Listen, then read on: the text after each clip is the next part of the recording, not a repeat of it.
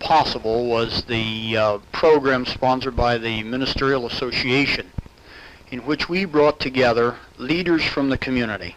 These were leaders in labor, in industry, business, education, mass communications, and so on, to discuss together what are some of the problems in human relations here in Muncie, what are some of these agencies doing about these problems, and how can the pastors and churches be related to these problems to their eventual solution.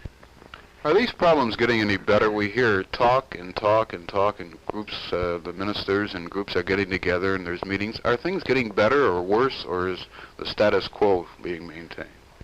This is hard to evaluate. I think there are a couple of good signs, and then I'd like to mention one bad sign, a couple of good ones. One is that people are coming together that have never come together before.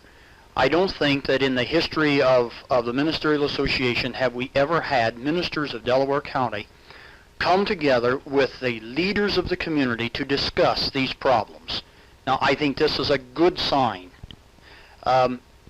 We find then another good sign is that the churches are finding that they have a responsibility to the community, not just to their own congregation, but to the community.